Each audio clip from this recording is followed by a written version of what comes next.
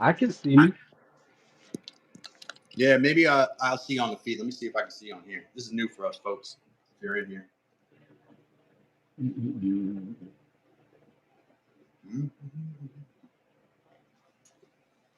Let's see.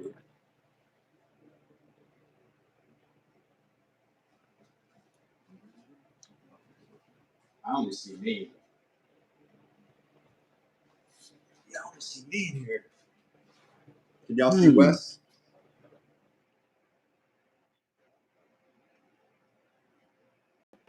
Let's try it again. How about now?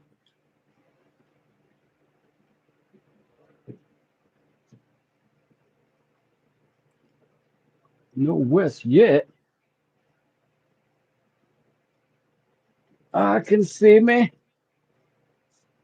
I can see Oh, me. there we go. Yo. Yup, Let me, there we go. let me, let me Live flip. together for the Let me very flip the first old time. screenery. I got a bunch of dust on my thing from my sanding. Let me see if I can clean that off so I don't look crazy. Live Calvin's high together for the resolution. very first time.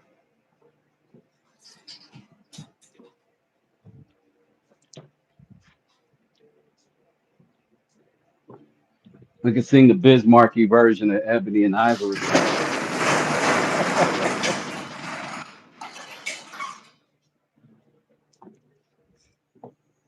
We both know that people are the same wherever you go. I'd open the door Good and up. bad. Oh no, I What don't. up, Plywood? Yo, now that you just said Yo, that, Heather's gonna be like, y'all two are the same brain because I Ebony and Ivory. So I told Heather that all I didn't want was Ebony and Ivory talk.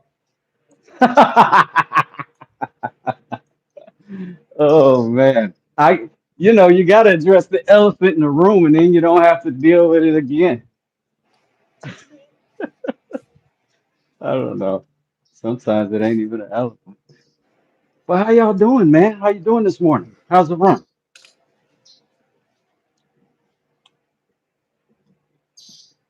Hello? Been addressed. Can you hear My me? delay is super super long. I might want to hook my earpieces into the other device.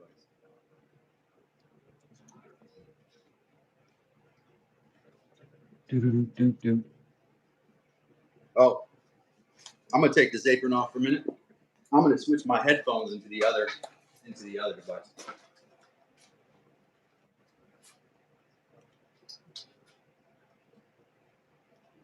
Bum, bum. Mm. I'm listening through earpieces too. Uh, All right. It may be a little wonkier sound for me, unfortunately. hmm. I'm sorry. You sound good so far. That happens. All right. Now everything should be straight. I won't have to hear sound from 2 minutes ago. Oh, that's good. Can you hear me? One, two, Yeah, one, much two. better. Much, much, much better. Oh, dope, dope, dope. All right, who's gonna beatbox and who's gonna rap? I'm not a very good beatboxer, but like I have a drum.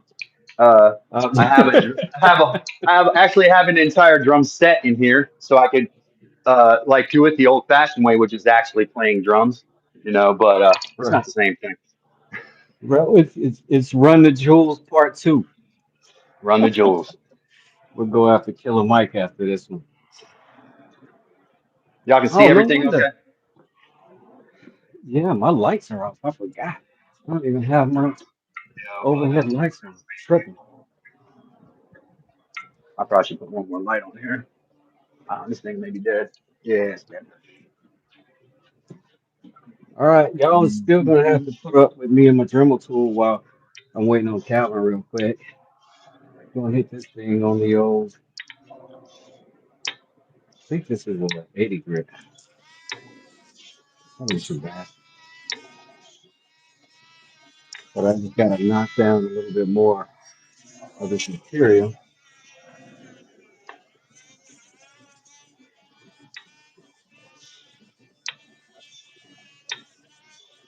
And if you are gonna try to make rings with a Dremel, get this big kit. If for no other reason, it's a bunch of different size heads, and you can squeeze something on the something and get it relatively stable. That's a little tip on how to do cheap-ish from the Uncle West.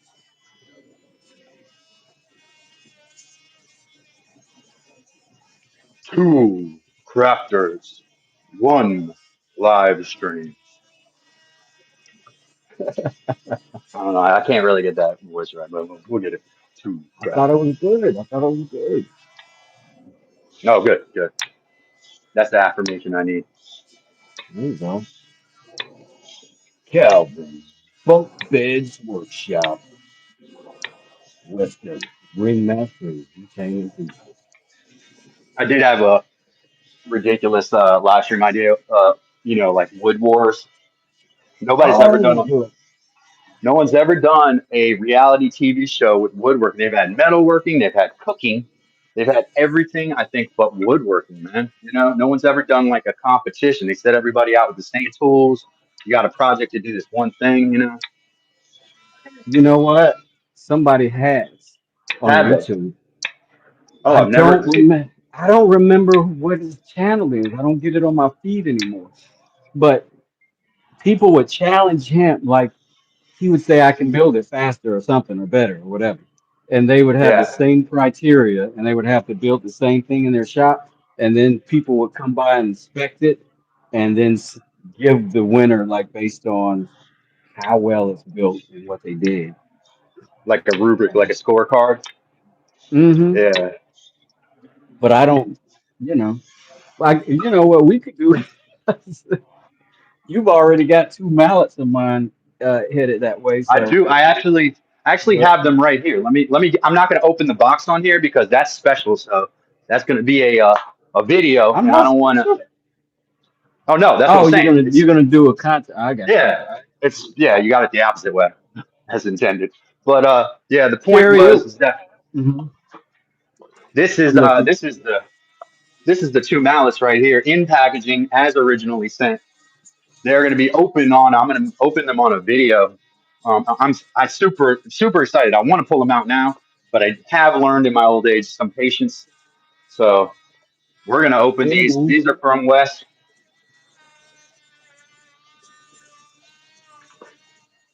Welcome, Carrie. By the way, thank you for being here. Friend of Yeah. the programs. Now, Carrie, I don't Yeah. think John Malecki did a. He does one where it's like you build a $10 version and then, or a 1 day version or a 1 hour version, and there's like three different versions, but three different guys built them. But I don't think he did like a heads up competition of we've all got the same stuff building the same thing. I forget who that guy was, but that wasn't him. But yeah, I do know what you mean. I've seen John Malecki do some stuff. He's an I interesting was guy. I was thinking for me, I would like the show more if there was more creative flexibility, right? So the participants can use the materials they have there, but they don't have to craft things to specific dimensions. Like I could do that, but I wouldn't have as much fun. If you're all building exactly the Mhm. same thing, it's going to turn out precisely the same unless you open some avenues of creativity up.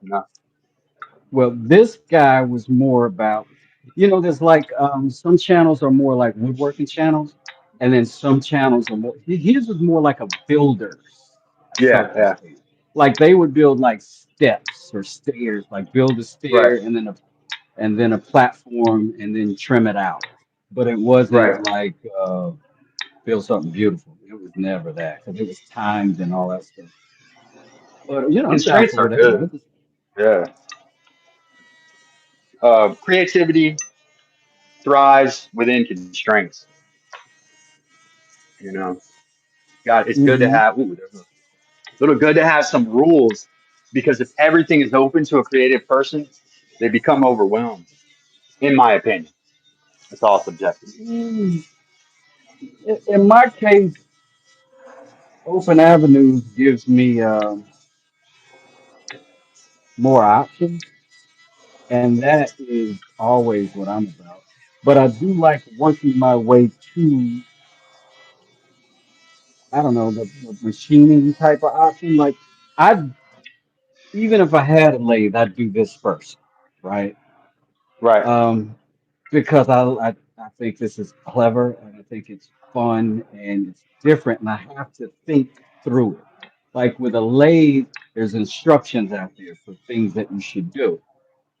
This, it forces me to think through it, and I learn different when I have to think through it versus it's already set up to some degree. That's true. I agree with that. Um, I mean, I agree with that. Everything else you said, I don't agree with. No, I agree with a lot of. What parts don't you agree? No, actually, I agree with pretty much all of it. Only thing I think is uh, that when given a set of constraints, Hmm. someone will think those constraints.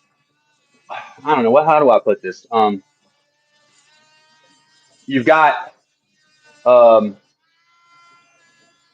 you got a room with one or two tools in it. You're gonna have to use those one or two tools, and so you don't have any question about what am I gonna go grab. But when you got a room of Mm. 500 tools and you have a project, there's a lot of question of what you should grab. And so it's a similar situation, I think. Definitely see with like the modern artists and stuff. I think even like John Michel Basquiat, some of the artists that from the very modern era, they were really Hmm. trying to like use constraints to show the audience that they can still create art within these pretty rigid constraints that they've been left with. Because we had brilliant painters who could paint perfect pictures in the 1400s. That's been demonstrated already. You know, uh, Hmm. so once the art has been taken, and I should say this about music too. Um, Once the art's been taken to a certain level where, um, like, you know, all the rules and all of the rule following has led to masterpieces, and then it's about which rules to break. You know, in my That opinion. was, hmm that was one of my, I remember I am naturally rebellious, right? I am naturally against the grain. I don't know why, but that's my personality. It's always been that.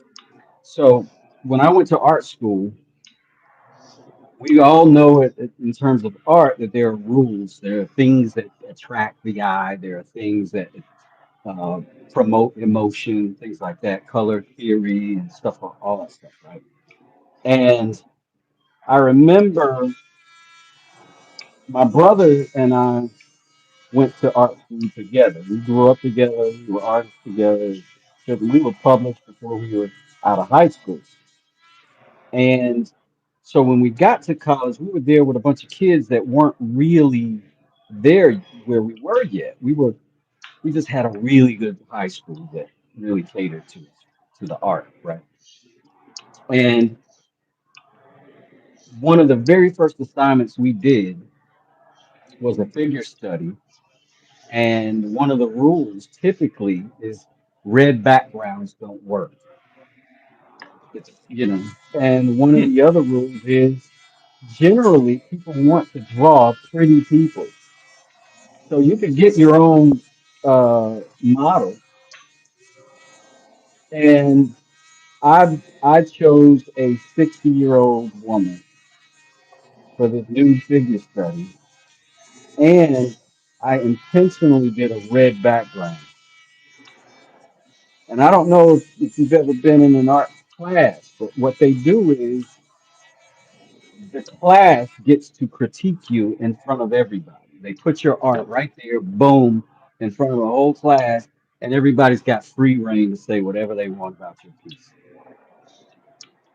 I think both Heather and Immediately. I have experienced that.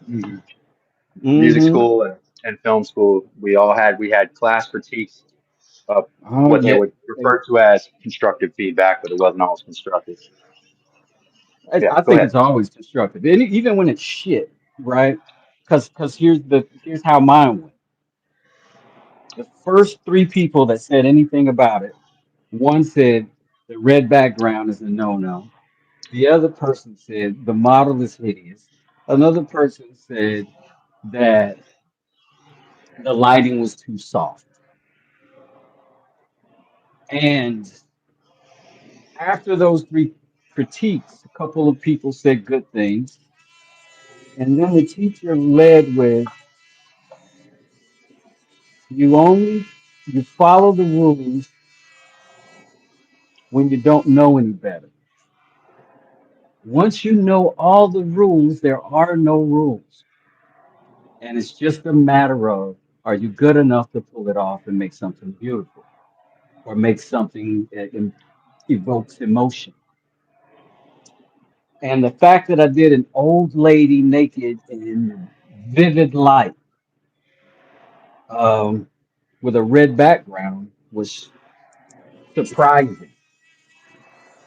But later on, I won an award for it, and I got an A on the piece, and that was the point that the teacher made. And I think as a guy that kind of grew up that way, all artists, everybody famous had a constraint. You're right. Everybody great had a heavy constraint. Most of them. Sometimes that constraint is a mental illness. Sometimes that constraint is an addiction. Sometimes that Sure is. constraint is poverty. That's some And truth right there. because even Picasso had a blue period, and people, you probably know this, that blue period was because indigo was the cheapest ink you could buy at the time. So you Right, could paint blue cheaper than anything else. That was a constraint, and there was a lot of growth in that. When you're only essentially dealing in black and white, you have to learn light, right. and Yeah, light's everything. it is. All right, It is man. everything. Take a photo and tone it. Take a black and white photo and tone it properly, Hmm. and you won't. Even a trained eye might not be able to tell that it was originally a black and white because the color is secondary to the shadows and the value. The value is what I'm looking for. Blackness and Hmm. whiteness. Uh, It's looking good. All right, we're gonna go ahead and pull this ring off of this thing. let's see that ring. Come on, looking good. We're gonna pull it off, and then I'm gonna cut the inside and make it big enough for a human finger to get in, even one such as tiny as mine. Now, I would never suggest that you cover that beautiful wood grain, but imagine if you took gold leaf and put it on that thing, and then just flexed with that thing all the time to let people think that it was solid gold, the fattest solid Ew. gold ring anybody ever I saw. don't. I don't know that anybody I know in my circle, they would be like, "What the fuck is that?" Like if I pulled up with a big fat gold ring, they would be like, "No, bro, what you talking about?" Well, that's why you like flex it around people you don't know because that's the fun one. That's what you know. Mm-mm, see, I'm too much of a rebel for that. Like I can't. Like if I had Lamborghini money, I would buy a freaking. I'd probably go to smoke shop and have him teach me how to put a VW Beetle together from 1967. Uh, That's never, probably what I would who knows? It just might work. You know what I mean? do. It's so crazy, it just might work. It just might work. Man, I've been ignoring the whole chat the whole time. Golly. What's up, Bag Dragon? I didn't even know you were in here. What's up? What's up? What's up, Cedar Grove Box? What's happening? Lots of lots of cool people in the chat. And I'm just being Lots a of cool jerk. people, definitely. Yep, all the cool people. Sorry, sorry, y'all. You know how I do. I get caught up.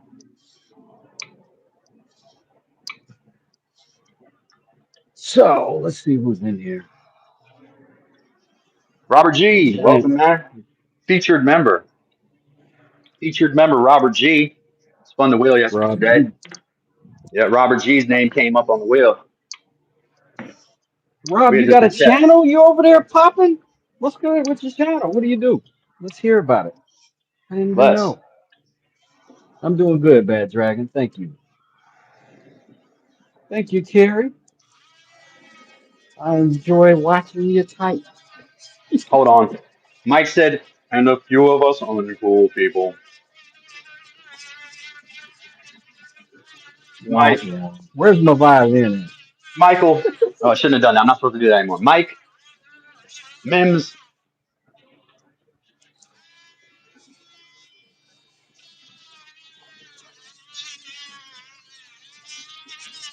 appreciate you, Carrie. Carrie said, we have been enjoying listening to you both, and we appreciate you, Carrie. We appreciate you too, Bad Dragon and Mike. Appreciate the comment. Don't think you're uncool. I mean, just compared to me. That's all. I mean, at? Well, we gotta keep it just real. compared to Wes. Sorry, I'll throw Wes in there too. I mean, he's on here too. So Yeah, you gotta do it in front of me. You gotta at least.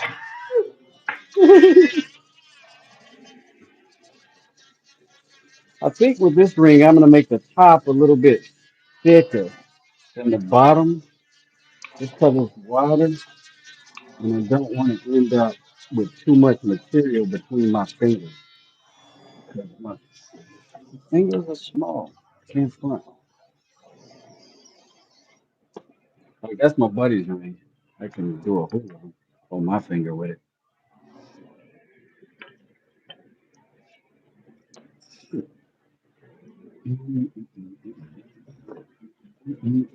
Man, I gotta take a lot more material off the outside to get that to the same place. Maybe this won't be a ring for me. Mm-hmm. But I like the shape of it now. I don't want to muck with it.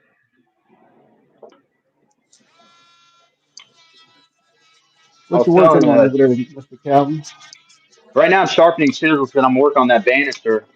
I think what I have to do, and I'll bring it down here and show you. What I have to do is I have to add um, some supports, and this is why. And I'll take the camera and show you what I'm talking about. Hmm. I'll tell you what I think about like your approach to that ring too, which is similar to something I saw. So you see, I'm not going to hold this up too long. The banister is curved, so it's not going to attach to the post. If it was attached to the post, then it wouldn't need any like diagonal supports. I think it would be able to Hmm. handle any kind of kids leaning on it sideways and pushing it. But Right. if it's not attached to that post, I'm afraid that as soon as the kid leans on it sideways or it has some racking stress on it, the whole rail Yeah, will yeah, yeah. collapse, right? So I'm Right. seeing that ahead of time, and what I have to do is I'm going to build those verticals, the uprights that go under it, the posts, and then I'm Hmm. going to connect. I'm going to take another piece in an L shape, and I'll show you in front of the camera. I'm using two legs for this, but what I'm going to do, and Hmm. I've done this with beds that I've built before. I built a full size bed for somebody where I designed the legs like this. Uh, I'm going to attach these two somehow with a little like lap joint, glue them up, Uh-huh. and then each leg will be more like this, right? Than Yeah. like just this. All right, because you have now you have more stability. It's going to be less play. Oh, hopefully, if I made this a triangle, it would take all the play out. But that's a lot more work. There's a lot more like math in that, and I don't want to do the math. I don't know if y'all know that. Like I don't want to do any more maths. I know that's right. I don't like the maths.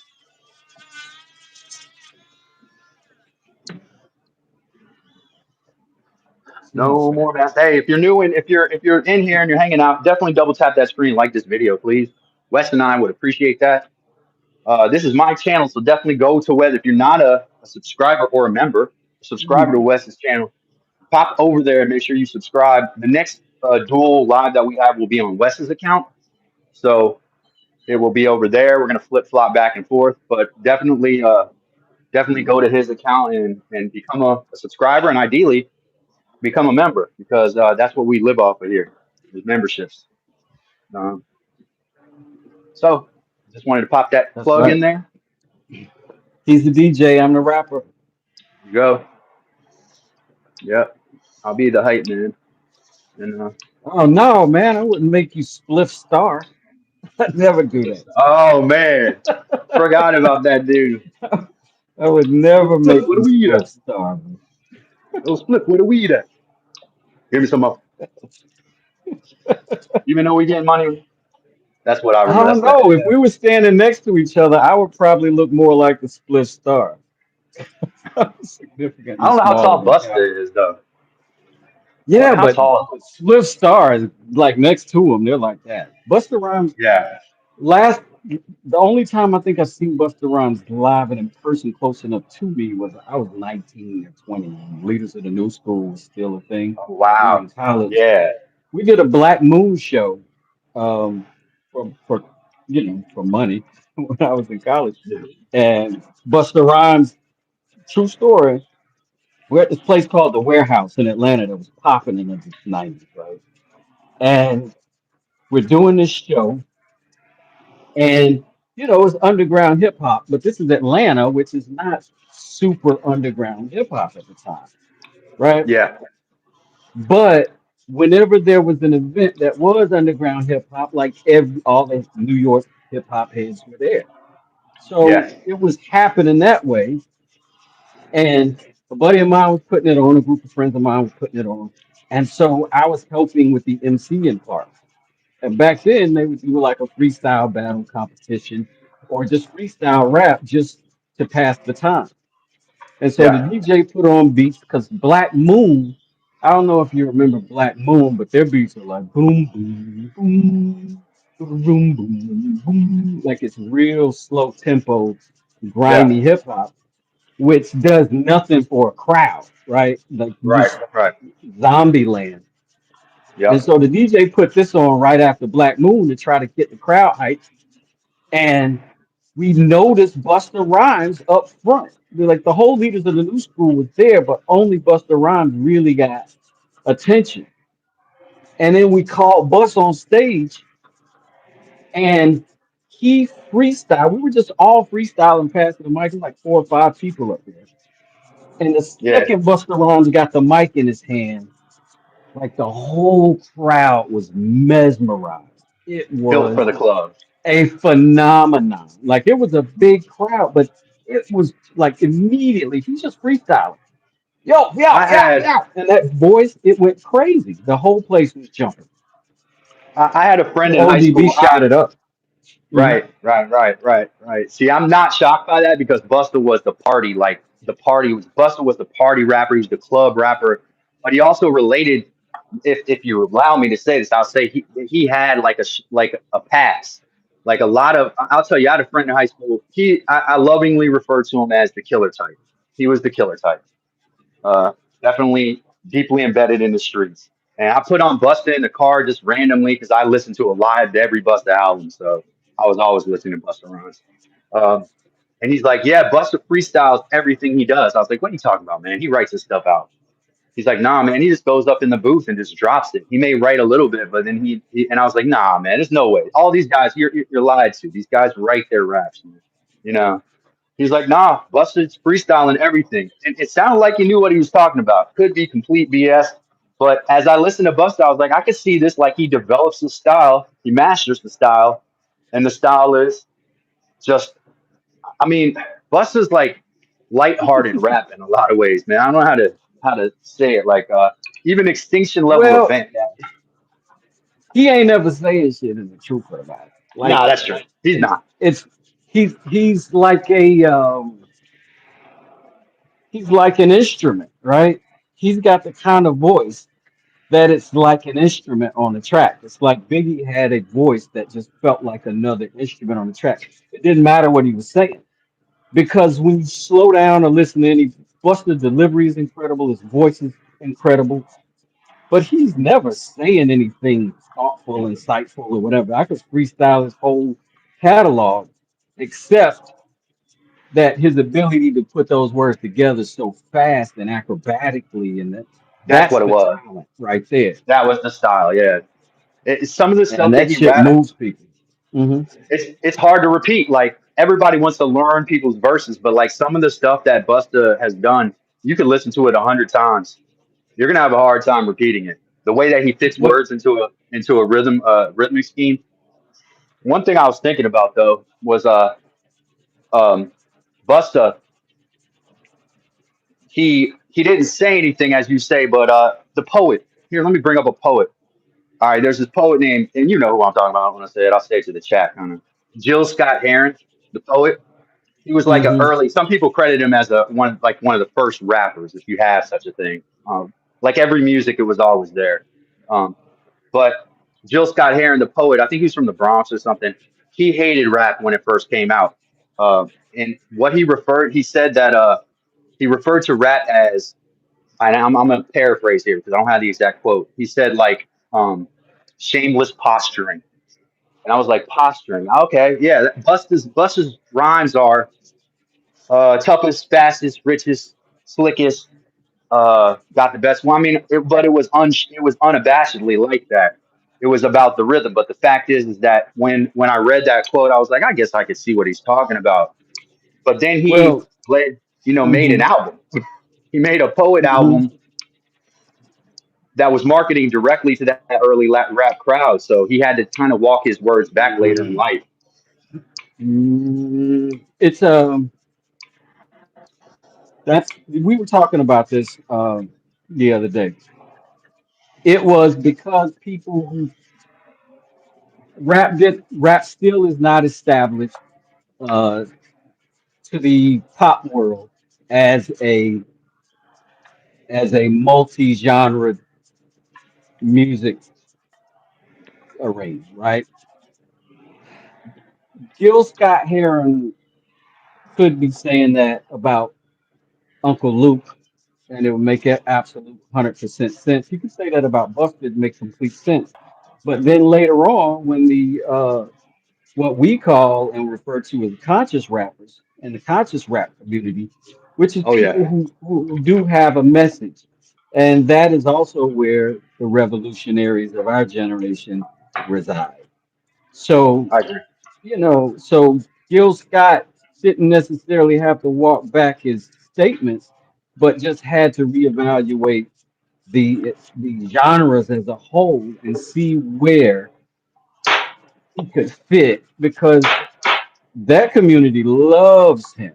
Not we don't consider. I've never heard him referred to as one of the first rappers, but I've always heard of him and respected him in the poetry community. Yeah, Um, like when the deaf poetry thing happened, like I've got friends who still eat off of that, who yeah. who still who got famous from deaf poetry and made a living and it created a space for the next generation of poets. There's not a whole lot of them left with that group. I know a few of them that wrote best-selling books. And my most liked video of all time on my channel was that violin with a friend of mine named Amir Suleiman, um, not rapping but doing poetry over a track that his brother made in the basement. I love the poetry, man. Big on that. Being out in the country though, there's not like you can't pop in the coffee shop. You know, Yeah, if that makes you sense. know, it gets old though. I'll be honest with you. Yeah, it It does. gets old. Like if you don't run into some extremely outrageously abnormally talented people who have dedicated a ridiculously unnecessary amount of time to it, you won't hear good stuff. You'll hear poet and you see people expressing themselves, but you won't be hearing any high end, incredible uh, writing. Because this was the spot for a while for that. Isn't it? Anyway, we're talking about woodworking. I get off the Yeah, path. My fault. So probably Calvin, you like. said you've made beds before. How many? Oh yeah, Because I've never made anything like I've made a suspension bed just for the to see if I could for investor years ago. But I've never made like a standing on the floor bed other than a platform bed, which is not the same thing. It's a lot easier to do. I've made every type of bed besides a queen size bed, and I don't think that would be a challenge for me. I mean, every bed is a challenge. Everything's a challenge because I try to add some element to it all the time to make it unique and not get thrown in the dump in 20 years. You know, uh, Right. so I my most recent bed before this was a full size bed that I made for somebody during the pandemic. That bed was beautiful, and I don't get along with that person anymore. I know they're not getting Uh-huh. rid of that bed. They're not. They're gonna keep that. It's funny. That was a thing that like a old guy taught me a long time ago when we were I was doing some work. I was working for him, and the homeowner was getting ticked at him because it was taking longer than he said originally or planned, right? And I was like, Mhm. man, let's just get through this thing and get the fuck out of here, right? And he said to Right. me, I mean, I'm 19. He said, they can have complaints about me all they want, right? I'm gonna leave. My work is gonna be here. No matter That's who right. they talk to complain about me, they're gonna have to point at that work, right? And that person's Hmm. gonna say, yeah, but it's gorgeous. Right? Yep. He said, if I leave out of here, make them happy because I'm done a week early and the work is crap, nobody's gonna care. And Right. that's gonna ruin my name and my reputation. Which is like also why I don't sell jewelry yet, which is why I don't sell canes yet, and which is also why I keep saying yet, because eventually something's gonna leave out of this shop that feels valuable to me, and Right. that's when I'll do it. Never rule stuff Till out. Never then, say never. well, till then I'm gonna hone the skill. You know what I'm saying? Right. Right. It's the way to be. Um, the idea, you people live, man, people live their whole lives and push buttons, and uh, they wait for the weekend. They're always waiting for something, waiting for the next thing. Mm-hmm. And one of the things about crafting is it gives you a way to physically enjoy things that you are in the past. It's actually most things in the past are gone. A memory, a photo, an event, an experience. But Mm-hmm. the things that you make in the past, you can still put your hands on and touch.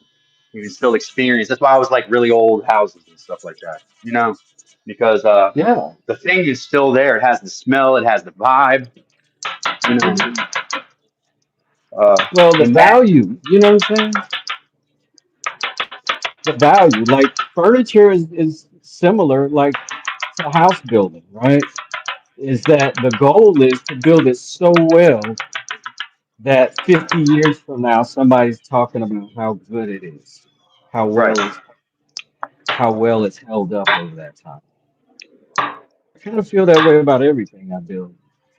Like I and the interesting thing is I've walked into 1,000 garages and had to empty out old workbenches and whatever else just because, you know, whoever left the house and they just left their shop behind. Yeah, And whenever I run across something that's well built, I'm always impressed and want to kind of pay homage to it. That right there, that cabinet behind me is a cabinet I pulled out of a 60-year-old house. That thing was so super well built. I was like, I'm gonna just keep it and put it in the shop and incorporate it myself. yep.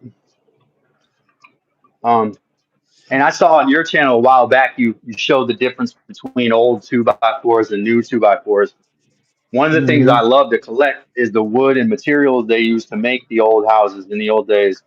Obviously, we have had shrinkflation. We've had reduction in the eye for quality. People they just need it fast. They just need a house. It needs to look like a nice house, and they need to have it as fast as possible. Um, Well, it's and the cheap as need for that. possible, but what's crazy is it's not doing that. It's just getting the profit higher for the person building it, but it's not making the house any freaking cheaper. That's the sucky thing about it. It's going faster, it's getting built lesser, and it's still getting more expensive. That's why I'm a renovation contractor because I can get an old house that's already got all the good stuff in terms of the strength, right? And I can put something beautiful in it without worrying whether or not my stuff's going to hold up over time because this house isn't going to hold up over time.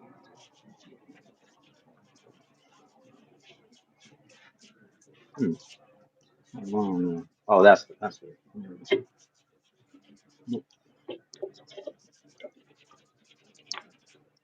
So yeah, I built quite a number of beds. I built my two children's first beds out of the crib, which were toddler beds, and That is so sweet. I did That's those the with sweetest thing I ever heard a dude say. It's you the know what? sweetest thing I've ever heard a dude say. Go ahead. Part of it was that my wife at the time wanted to buy two toddler beds, and I was like, I know how to do woodwork. Why on earth would we buy two expensive toddler beds? I'm a teacher. There's no possible way I'm gonna go and chunk up that money when I know I could throw together a bed. So I just made dovetail boxes out of I think I used Southern Yellow Pine. I made a big dovetail Hmm. box.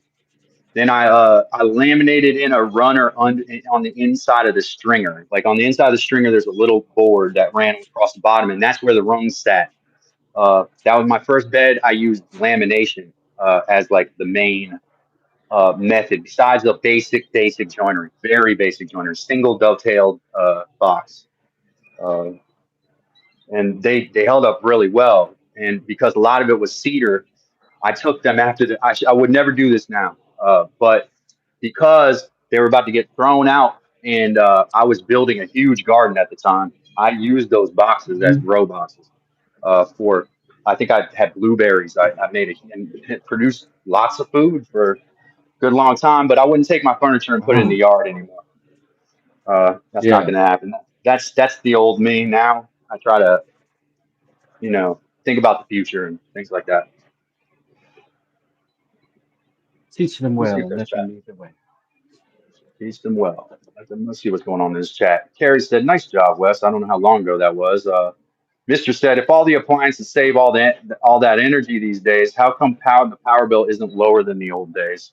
Good question, man. Because the here's the profit is what's going up. What I, I I had the experience of working for at the time during the recession, working for the biggest buyer and seller of real estate in the country at the time. And I was part of the buying team and I was the project manager of all the properties, right, that we were purchasing. I went out, looked at them, priced them, figured out what the contractors needed for to get them done, yada yada yada. And the first week of me doing that job, this is not an exaggeration. I look at their numbers, and now, mind you, I've been a contractor at this point for, you know, quite a bit of time. I know a lot of people. I got a lot of circumstances and situations out there in the city, and Atlanta was their hub. And I found crews and people that I knew that were out of work because of the recession, because nobody's renovating a house that's worth half of what it was worth yesterday. And I hired a bunch of guys that first week and I cut the cost of construction by 38%. That's an enormous number to a company that's buying $5 million worth of property per county for 4 counties, right? At discount rates, meaning a $200,000 house we were getting for 40,000. That's how it was going. And literally made them $30 million worth of profit that first year. The next year, they asked me if I could cut the contractor fees again because they're not interested in just making a profit. They're No, no, no. interested in increasing a profit. So if Right. you make them $10 million this quarter, you're fired if you make them $10 million again next quarter. Yep. You got to make them 12. And it has to keep Yeah. doing that until, and it's not sustainable. That's It's not. why, that's what's ruining construction right now is people scaling their businesses. You can only scale by bringing in people fast, training them fast, pricing high, and being too large to beat with a lawyer. Yeah. That's that's how that Yep. works now. I watched this Instagram. I had this Instagram reel pop up on my reels, and the guy was, and y'all have to forgive me if you disagree. It's okay for us to disagree about stuff. But his he makes natural gum from tree saps, and I'm sure some of Mm, y'all have seen these Instagram reels. Um, and on his, I know he's made a lot of money. He's got tons of Instagram reels. On the reel, he was like, um, well, it was an Eeyore thing. Well, with the new, and I'm not defending, I'm not going to get into politics. I'm not defending tariffs. I'm not saying tariffs are a good thing. But what his complaint was that the tariffs were going to destroy his business, and how a year ago he started in his house making these gums in a pot, and now he's expanded to a staff of 50 people and two warehouses. And my comment on there was, maybe you expanded to two warehouses and 50 employees a little too quickly. It's a chewing gum company, you know? Like, no offense, but you're not Wrigley. You know what I mean? mm. Take your time, keep your operations small and your overhead low, and wait and grow at a smaller clip. The company's business model now is they want to grow 50, 100% a day or whatever. It's insane. Walmart's growth model is unsustainable. Um, Now, I'm not going to get into the companies that don't, but I will mention that Costco has a very reasonable business model that involves paying their employees living wages and growing at a smaller percentage per quarter. But the other companies in the United States of America, we have a very, very free market mentality. A lot of people weren't brought up saying that if you handshake something and you go, you stand by it. That's not the case anymore. It used to be maybe. I don't know. But nowadays, it's cutthroat. It's pure laissez-faire capitalism in a lot of ways. And the problem is that you can actually get carried away in a capitalistic environment and try to grow too fast, and try to build too fast. And this guy's got, you haven't diversified. You put all your eggs in this chewing gum company. The gum, honestly, I haven't tasted it, but looking at it, it looks terrible. To be honest with you, it You doesn't. can't It judge looks gum by horrible. looks. You Man, it can't looks like judge it's a gum rock. by looks. He cuts it with the paper cutter that you got in your shop, and it sounds like he's cutting through like, I don't know, man. It's like he's cutting through some sort of a, Mm.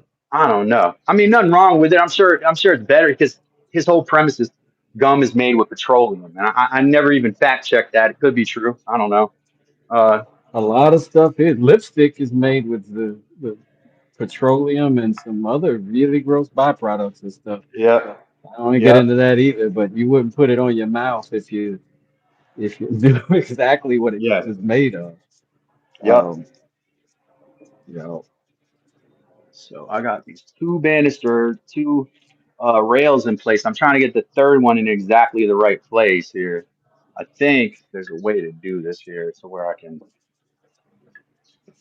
kind of have the rail sitting up here, and y'all might see it fall if I put this cam up and show you. Um, but Jerry, it looks so Jerry, weird. Jerry. So all right, let's check the chat. Carrie's laughing. Carrie said people are greedy. Yep, people are greedy. People are greedy. No doubt about it. Um, People are also generous too. they do. They are generous. Some people are I've generous. experienced a few of those people.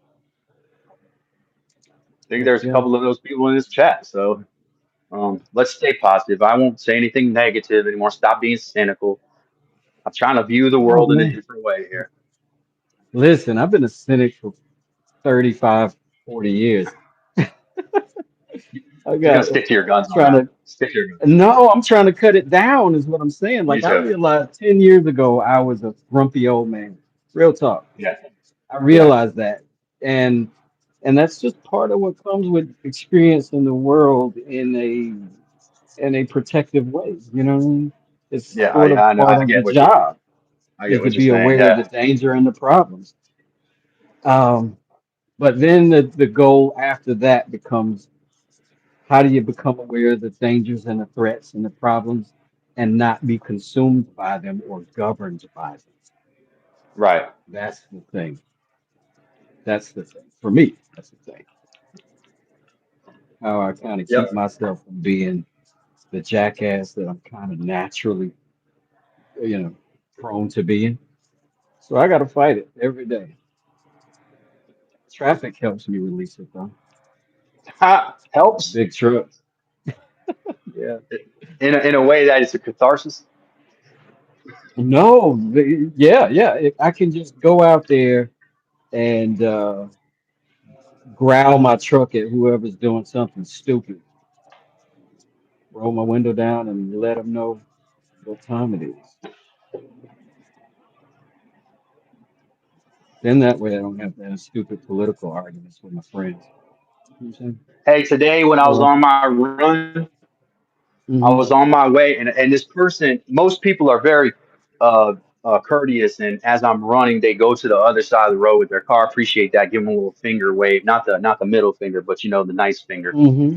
Finger wave. That's what they do in the country. If you do anything more than that, they know you're from the city. So you just gotta give them the finger wave. Um, but so I generally do that. But I'm on the facing traffic side of this road, and this one guy, and I see him all the time. He comes flying down the road. I'm talking 80 to 100 miles an hour, and not because he's in a rush, because he wants to pass me very close at that speed to show me that he doesn't like that I'm running there or whatever. It's really aggressive, right? Um, Yeah, I hate those guys. Those are the freak me out guys. Those are the guys who say, "Oh man, this is gonna freak everybody out," and they do something stupid. Those guys. yeah, I'm gonna freak seems that like it guy might be out. one of those guys. Uh, Yeah. he just kept coming. And this isn't the first time I've seen him. It's not the he had no one on the other side of the road. There's no one anywhere close. He chose to brush me. You know what I mean? Like pass up Mm. at 80 to 100. I even gave him space. Like I pull. With I a know. I human know this being car. right Yeah, now. human being. He thinks that if I get hit, it's just gonna go away. I'm gonna tell you, man, that shit ain't gonna go away. Uh, Yeah. You probably anyways, got his license written down by now. I did not, Like, man. That's not the way I operate. What I did was turn around, stop running, and give him the old, come on, like, come on back, flip the car around, come on back, and then step out. The whole come on back, let's talk. Because you keep passing me like this, mm, I'm just trying to go on about my business. But you right. keep doing this, it's going to want to make me come out here strapped. I don't know what else to say. Like, I don't, he's using his car like a weapon. It's Well, The car is a deadly weapon. People think it's just something they can just flip around and it's just you're gonna intimidate me. Nah, man, I don't get. I always think in actions. I'm not like so.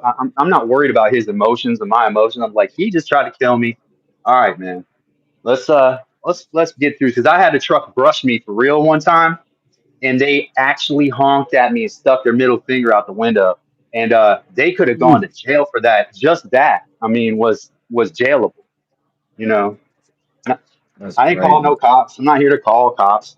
I'm not going to have the law try to deal with my problems. Anybody who knows that the law can't help you, dude. There's rarely a situation where they're going to come solve your problem. Anybody tell me who's had their car broken into and then the law came and figured out who broke into their car and solved the whole problem? Has that ever happened to anyone here? Not me. I had my car hot wired once and right in front of my house, and they came through and did an investigation. They never found out who tried to steal the car. Never did that. That wasn't even on the table. They respond Yeah, they after the don't. fact. They I had respond a after the fact. yeah, I had a firearm stolen from my car one time, That's and they serious. they spent more time talking about my car. He was like, Yeah, "Hey, that's what we're driving to," and I'm like, "What? No, you're not. You're in a Chevrolet." He was like, "Yeah, a G8 is actually a Caprice, and a Caprice is that, and they're both Holdens, really." But anyway, yeah. They didn't care at all. They barely took any information. They were Yeah, like, "Yeah, we'll let you know if it comes back." I'm like, "Come on, who's gonna? Come on, I'm yeah. not gonna do because I don't. It's probably the first time I ever called the cops in my life. Uh, but I want, the thing was registered to me. I didn't want that out in the world, with whoever doing whatever, right? So I thought they'd be like dusting for fingerprints. They didn't do none of that. They were just That's like, crazy. "Yep, it's gone." Took pictures of the car, like, "Yep, it's gone. We'll let you know if it shows up." Like, how? Okay, Don't expect a call. We'll call you. yeah. Look at that Yeah. ring, though. Oh my God, it's so much better than I hoped. Let me see. Mm-mm-mm. Yeah. Huh? Huh? My hands are Is you already getting polishing it? lazy. Are you polishing it right now? I Wow, just look at put that. boiled linseed oil on it. That's it. Thing is That's popping. it. Got the two-tone wood on there too. The laminated look. That's nice. And I made it a little bit heavier up top so I could, kind of have some space in here. I don't know. Maybe I'll do something in the front. But that's a solid pinky ring. That's better than this other one that I made. Like between the two, I mean, my hands are gross. But between the two, I think I like this one the better. The contrast on the old skin. Look at that. It's pretty nice right there. I would rock it. And a woodworker, it's appropriate. It's a rock wooden ring. You know, Of course, I mean, I'm doing the woo thing. I mean, why not? In fact, I think I'll put a little bit more. Well, this has only got two treatments so far. I like to get up to four. By the way, the mallets have about 5 coats of boiled linseed oil on them, right? I did not put a finish because I don't know what you're going to do with them or what finish you want to put over these are my top of that. mounts. If you want to put something on top of that, but just FYI, Calvin. Yeah, no, I Just probably letting you wouldn't. know. I wouldn't try to go over linseed oil. Once the oil goes on, nothing else is going to really get in there. Most likely, other than like more oil. Which I Well, have tung oil, but I mhm. wouldn't mess with. I don't mess. Once your work is here, your work is your work. Heather brought that up the other day about when people send stuff to people, them like wanting to put it through their machines and stuff. Like, hey, just let the work. You can do what you want. It's yours. Uh, but Mhm. like, I'm not gonna. If somebody sends me a handmade item, I'm not gonna put it through my machines or sand it and polish it. I'm gonna leave it how they made it. Otherwise, then when I show it, they're gonna be like, "That's not the thing I made." That's something else. Yeah, Maybe yeah, I years feel you on later, that. if there's an Well, just occasion for it. well, if you ever need to retouch it, then that's all you got to do is pop the old boiled linseed. I do have some of It'll that. already be there. But there's about 5 coats. People say, keep going with that stuff like every week and then do once a Right. month and then do once a year. So that way you can you're capable of doing that process of carrying it through. Oh yeah, I can continue to oil it as necessary for sure. Carnage's has probably 10 coats on his because I know he's not a woodworker. So I Yeah. didn't want him. Oh, I lost my sound. You still there? Hmm. I lost my audio there.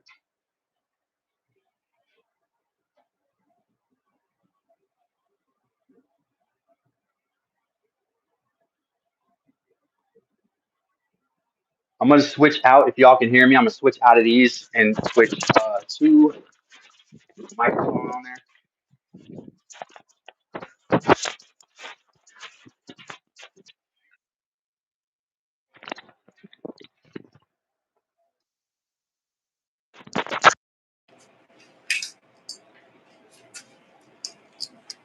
Here we go, y'all. We're gonna try to go into the mic.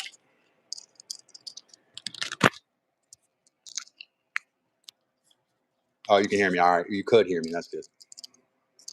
Change it to my mic right here now.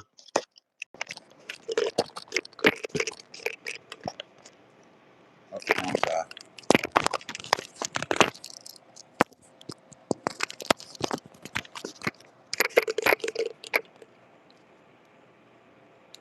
This This may improve sound quality somewhat. It may not. Who knows? I'll try to put my earpieces back on, see if they'll reset.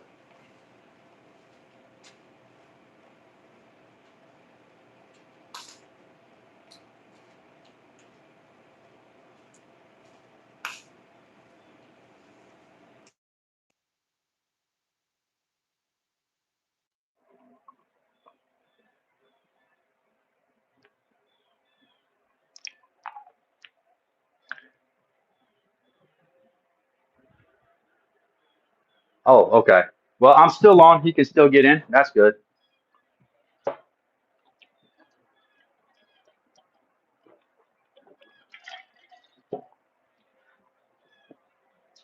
I'm still here. We'll wait for Wes to pop back.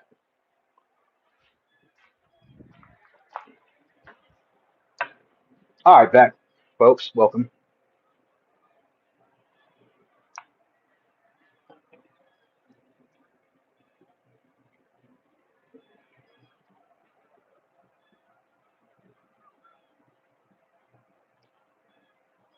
I have no sound here.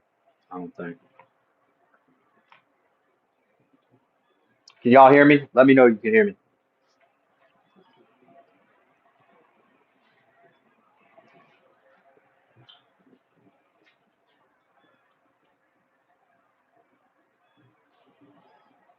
Hey, chat.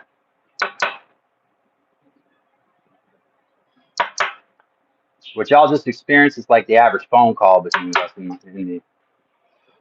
So you're getting let into that. These are pretty common conversations for us. Running the gamut there. Uh, I mean, a lot of different subjects. Am I right? Good. Glad y'all can.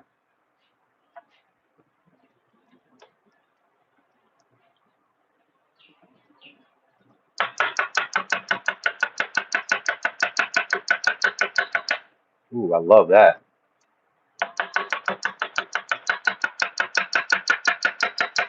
Very, very satisfying.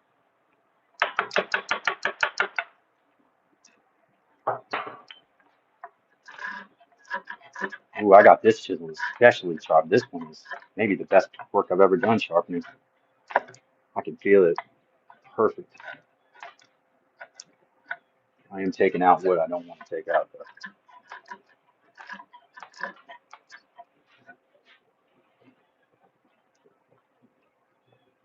Yeah, yeah, yeah.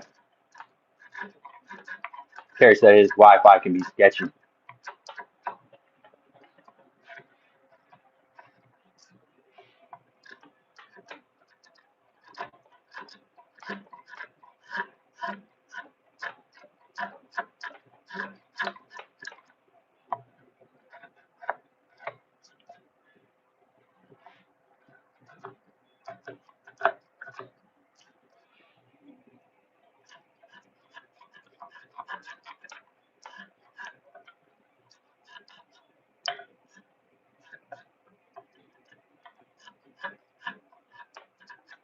I'm bleeding. I smell the smell of blood.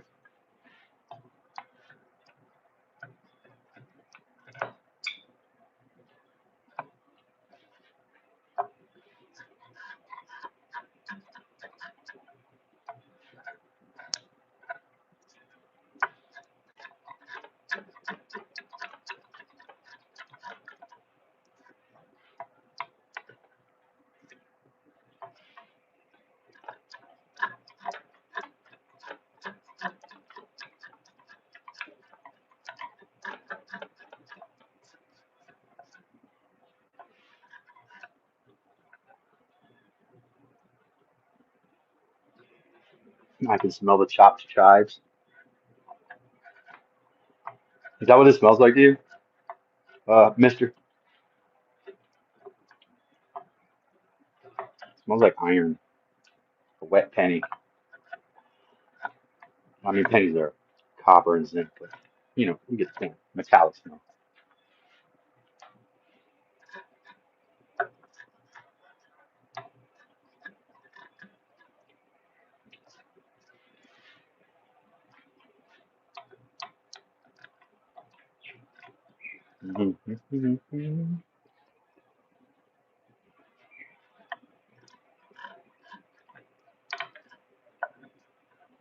Carrie, I agree. Carrie said, I wish I was smelling bacon.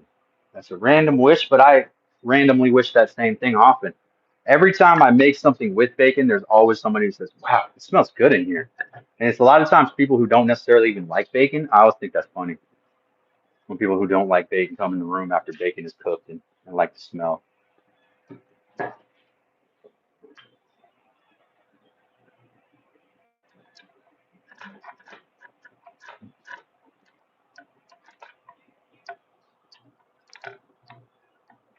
My theory with this rail is like not try to make these all square here and actually work with the curve of the wood.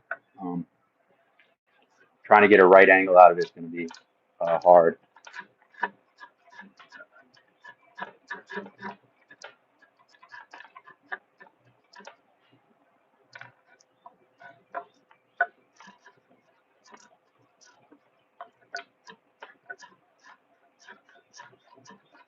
Now, as y'all just saw a minute ago, it's not wide enough for that slat.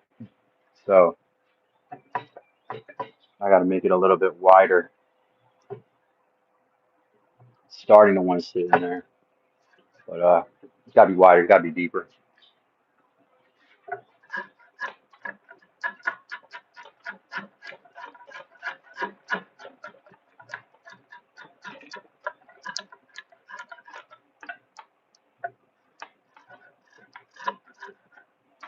Let's take one of these little bitty chisels. I got an angled blade on one of these. I'm going to take this angled blade.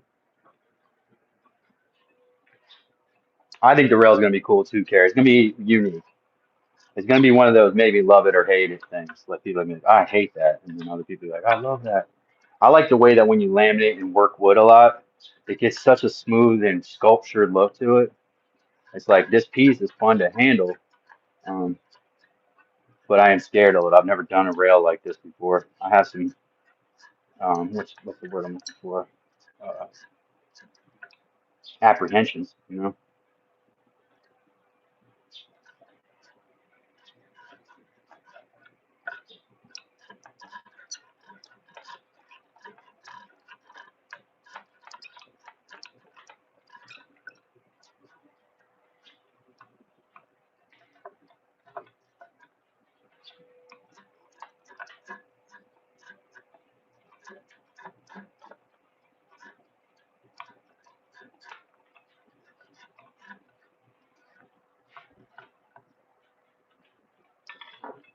Mm-hmm. Okay, I appreciate that too. That's very nice of you to say.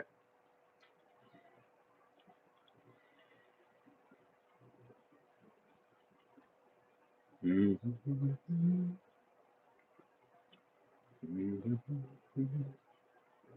Um, Try again.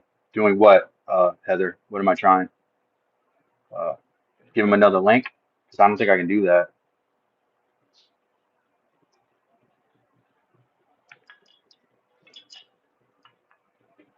Sorry, I missed that message there.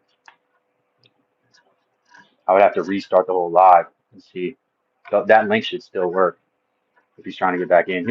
I just texted my text. He didn't text me, so he must still just be waiting on his phone.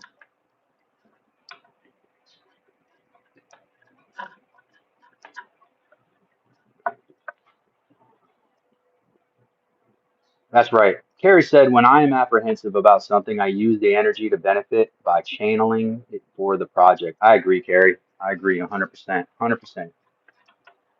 You always got good contributions to the conversation at all times, Carrie. And yeah, that's what I try to do as well. We got a little blowout here, but I think all of that's going to have to come out anyway, right here.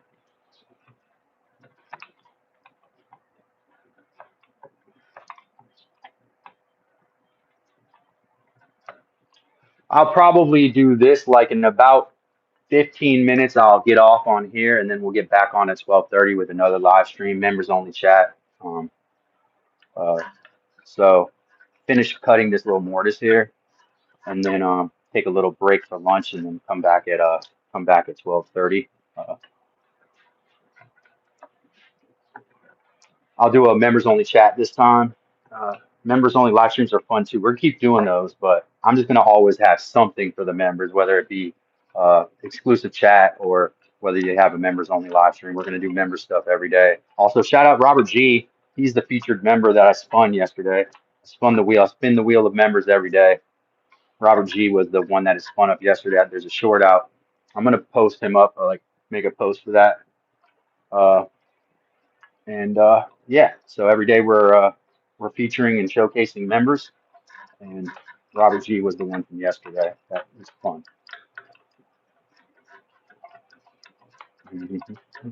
Before that, it was Real Outdoor Living, and shout out Real Outdoor Living. They were very gracious and receptive to being featured by my channel, which they didn't have to be. They could have been like, "Take my stuff, don't put my stuff up on your channel." They could have said that, but they didn't. So appreciate them being decent.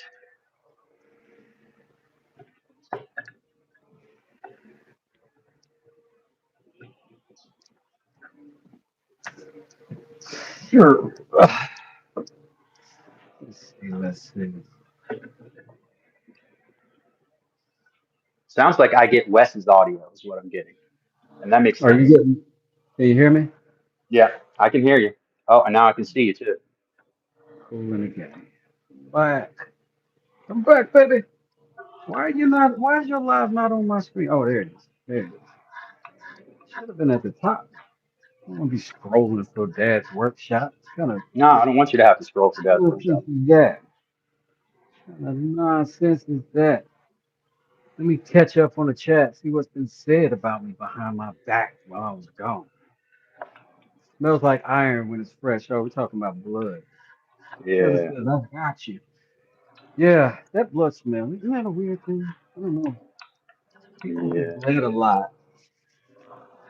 There's a weird kind of comforting, like a familiarity, like when you smell blood, you're like, oh yeah, that's I don't know, a weird nostalgia.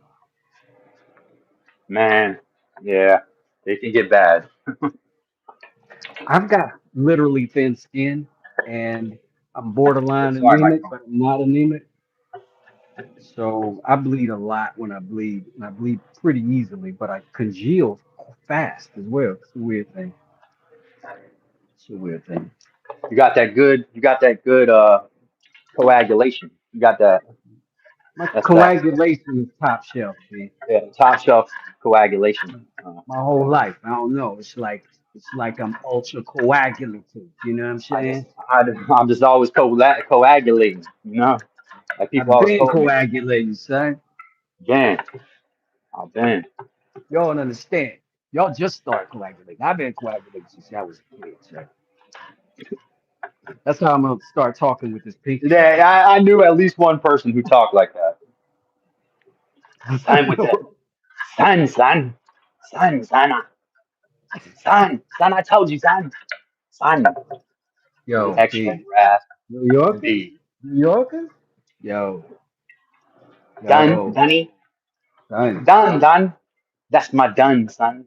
That's my done, son. Kids don't even understand what I'm talking about. It's like that Yeah. crazy, wow Yeah. necklace. You know what I'm saying? My Wow. teeth is wool. My ring is this. You feel me? Yeah. And my friend Yeah. from New York, when I would say something a little bit outlandish, I'll say some stuff every once in a while that's Uh-huh. inflammatory. He would just be like, "Wow, son." That would be Wow. his reaction. Wow, bro. Wow. Maybe you need to walk that back, Calvin. Wow. That was his reaction to like if he saw something, Wow. like, wow. Man, wow, B. That's what you on right now? Oh, I'm trying to hit all of these lights. I need to build something. Heather said, sorry about that, Wes. One step of this thing is apparently someone accepting the guest on the U Studio side live. Still learning. Definitely. I couldn't have done it. I had no idea how to make this happen. I'm glad y'all figured it out so that I can participate. Ain't a whole lot of people I want to do a live with, but I do enjoy the conversation and the workmanship of your fella over there, Miss Lady. appreciate you, Wes. Right back at you. We appreciate your workmanship and your personability and, just your friendship. And we appreciate that very much. Excited to open these mallets up and make a video on that too. Um, Oh yeah, that's gonna be cool. You let me yeah. know when I need to get out your way. I'll scooch. But Oh no, we're today all right. I got a unusual off day out of the blue. Well, that ain't been unusual lately, but it is when all things are well. But the plumbers that did the all the junk to the ceilings over there, that's Yeah. coincidental. Um, well, I went to go finish my demo in that bathroom, get my shower started, and the pipes they had plumbed inside of the actual shower space, not in the wall. And I was like, I'm not gonna rerun your plumbing, and I'm doing all this other shit. You're gonna have to come do it. So that's what they're over there doing now. Ah, okay, good. As Yeah, I said, you know, that one yeah, response that because will keep me going as I rant and rave, and they respond with "Wow." That's what Carrie said. Plywood said doing a live stream with me is like doing a live stream by yourself. Maybe. Uh, Well, the might as other well night like when book the views, huh? the other night on shooting the poop, we were all tired and like we were just like it was like a momentary period of silence because a lot of us I had made a lot of jokes and laughed and it was like this was like a few weeks ago when it was Mike's birthday. Mm-hmm. Um, and Plywood got on there because he could see that I was exhausted and the other hosts on there were exhausted. Plywood just stood there on camera. He's like, I'm just standing in until they come back. I was like, man, there it is right there. And I know it makes him uncomfortable too. So for him to do that, that was a sign of friendship right there. He read Right that we on. were tired and got on there, man, and held the space. Plywood is super cool for sure. Yeah. Here's a spoon I made that I was proud of until I watched Lions make another one the other day. Now I wanna work on it some more. Is he a member on your channel? I gotta get Lions over here, man. Not on my channel. Maybe I don't know. Maybe I don't know if he's a member on anybody's channel. I thought I heard Lion say he doesn't do Oh, like I was on oh, I Homemade didn't with mean Ron membership. I meant just subscriber. subscriber. Yeah. Maybe he may not have public subscriptions. Sometimes you can't tell. But Mm. I thought I heard some line. Well, I was on a Ron, this guy, Homemade by Ron. He's a really talented metal worker and kind of does woodwork Mm-hmm. too. Uh, the only person that I know in his chat is usually Lions. And Mm-hmm. I thought I recall a line saying like he doesn't pay for anything. It was like a statement of either I don't have the money to be paying anybody, so I just don't pay anybody for anything. Yes. I don't, yeah, which I understand that mentality. I don't have any problem with that. But it sounded like when he said that, I was like, oh yeah, that makes sense. Like he's not a member to anybody we know. He's very nice, but he's not a member to anybody's that I know of. Yeah. Because somebody could correct me if I'm wrong. That's nothing against Lions. It was just Mhm. how it is. Anyway, he's one of the only YouTubers I'll just listen to sitting and talking. He'll be making something sometimes. Sometimes he'll be making breakfast, Yeah, and yeah. he's He had like a entertaining. British breakfast the other day where he had like beans. And you know how British people eat strange stuff for breakfast, man. Like eat those baked beans and stuff we don't eat at a cookout. Like they have for breakfast, like beans and franks. Um, That is so wild. In yeah, Thailand, one thing that's different about breakfast their breakfasts are different over there, but I enjoyed it. It's like they'll have soups at breakfast. yeah, yeah, They'll yeah. have like a hot, clear soup or like any many different types of soups. But every morning we had fruit and we had soups, and it was amazing. And I got home, and we were there for like a month. But when I got home, that's what I wanted for breakfast. It feels so much better to your body to have Oh, a I'm hot. telling you, man. It's the calorie dense breakfast that I love, but I love to eat those before I'm going to go back and sleep. Because when Mhm. you eat heavy calorie dense stuff like that, in my experience, even like a couple bowls of cereal, which is very people don't know, that's like 2 bowls of cereal is like 1,500 calories, a lot of calories. Like if you eat with whole milk, for example. Mhm. you get sluggish. I get sluggish. I start to get like nappish, the itis. And Hmm. so the Thai people obviously have figured this out, and they realize that just a few calories to start your day may be the best way to break your fast, rather than to eat a lot and get sluggish. Just The my just interest maybe go ahead. culturally, the interesting thing about Thai people um, are that they eat more meals a day. Like, but they eat, and it looks like they're eating a lot. They're just not eating a bunch of calories. They're eating rices and vegetables. Right. And unlike American meals where the meat is the actual highlight of the meal, meat is dealt with more like a seasoning. Like, do Yep. you want rice with chicken or rice with pork? You know what I mean? Right. But it's not the bulk of the food. It's just a flavor in the food. Yeah. You can say that about a lot of East Asian food. Like the meat Hmm. is like think about a pho bowl. It's Hmm. small, thinly cut meat that's in your pho, right?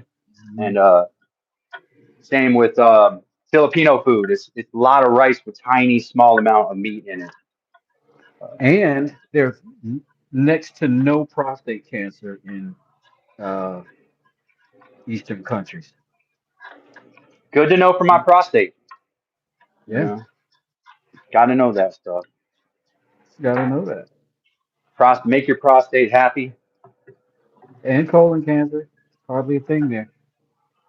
Yeah, Hardly a that's thing.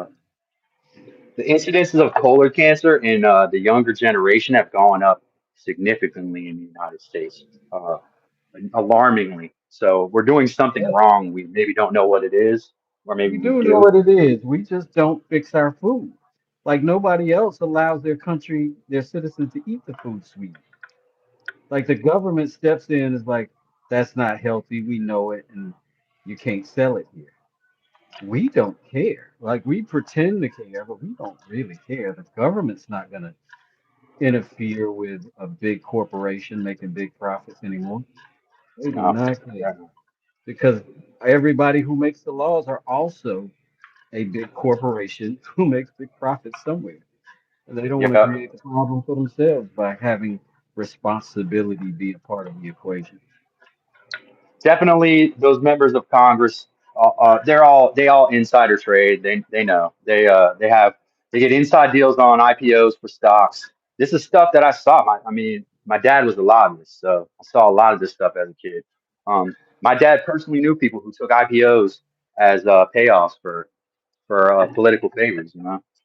So you know what IPO is, audience? Not West. I'm sure West knows what IPO is when a stock goes public. It has an initial public offering, and that's not open to everybody. It's open to only a few people. Only insiders can get that. Now, usually it's supposed to be distributed amongst the stockholders or whatever, or the general public. That's the rule. But often these IPOs, there's insider information when it's going to go out, and then someone could offer it to someone. So a lot of the senators and congressmen, they're connected with Wall Street, and Wall Street, those people in Wall Street offer them IPOs, and it makes them they get in bed with them, and that's why we have this complacency because even the left, or if we're talking about the left or the right, even the left and the right, they're both taking monetary favors. So we can't trust either. It's unfortunate. The whole system has to be reimagined, or it's gonna cause problems because, and it has already. I mean, it's an understatement. I get it, but Hmm. uh, when we see like the face in my head, and I don't know that she's doing it, but I think of like Ocasio Cortez, like a person who probably went into Congress saying she would never take like favors or an IPO or anything like. I bet she's got tons of them. Like I don't want to slander her, but like I know that's why these folks they're just like they say the things we want to hear, and then on either side, and then Well, we kind of end up voting against our own interests. And I'm gonna leave my politics at that. I'm not gonna talk, especially after yesterday. Especially after yesterday, I do not want to get into politics. mm, yeah. The thing Crazy about it stuff, man. is that businesses are businesses, and our politicians are businessmen. This is a In different general, yeah, thing than somebody who studied civil things and legal things. Like it makes sense for the leadership to be lawyers. It makes sense they for the are mostly. leadership, but but but only in the sense that they know the law to manipulate the law. But when they realize something they want to do is illegal, they adjust the law to it, so that they can do it. And here's the thing: who's going to go after and who's going to monitor the system who monitors? You know what I mean? Like who's in It's supposed to government? be. Like who's going to come over from the hall next door, right? From the golf course that you're both going to be at tomorrow afternoon. Who's Yep. going to pull up and be like, "Hey, Ricky, I don't know if your practices are moral." Like he's going to be Right. like, "Let's dig into your portfolio because we both have $200,000 jobs and we're both worth $50 million apiece." Right. Right. That is the math work on that. And if the math, just common sense says, there's no point for a person worth $50 million to be taking a job that costs them time if they're only getting 200 grand for it. Yep. It makes no sense There's- to take that job unless that's how you got the 50 million. or there's some sort of back end privilege that you stand to gain, or there's some sort of social factor. Because remember, with rich people, it's all about their socialization. They are socialites. They have enough money. They're good. But what they're trying to do is create a social circle and prove that they're the best. They're the nicest. They're the best rich person by going to their events, organizing charity events that they write off on their taxes and all of that Well, stuff. let me say this. There are very few people who got filthy, stinking rich by happenstance, right? Very few. It's got to be a very intense effort, right? And once you're in that effort and in that mode and you figure out how to get $50 million, then that becomes who you are. They're not going after money to have an easier life. They're going after money because they've learned to be good at it. And now it's like a game. It's like you got to be obsessive to be a good woodworker, right? Same thing. You got to be obsessive to be stinking filthy rich, but you got to be obsessive about being stinking filthy rich. No matter how obsessive me and you are at woodworking, it won't translate into stinking filthy rich, not in the way that the Not politicians. making. Yeah, Not not not making right. was yeah, Right. At some point, it would have to switch to how do I monetize this at its highest level, and right, then that's the thing, not the woodworking anymore. right. It's So not gonna be direct selling. Not gonna be direct sales. It's gonna be some angle you have. That's other yeah. than that. That's outside that. Hmm. Yeah. When I It's first gonna started be. doing woodwork, I was looking at the amount of money people made. Uh, Hmm. I was like, wow, yeah, you really do gotta love this to do it. It's a lot like teaching, man. And the salaries. I know of a master cabinet maker who's one of the best in that country, and was he makes like just a little more than a, well, I won't say teacher salary. He's like in the lower six or upper five figures. And that he's one of the best there is. Generally, they say like 30 to 60,000 is your cap as a woodworker. You know, uh, that's Woodworker tough. is different technically than a cabinet maker, right? Yes, If you're there's an building kitchen umbrella. cabinets, if you're building kitchen cabinets, but this is also a different part, right? Because we're in a different world. Business has changed much faster than woodworking has, right? And we learn woodworking, but we're not in business school learning how to become woodworking businesses as we're doing that, right?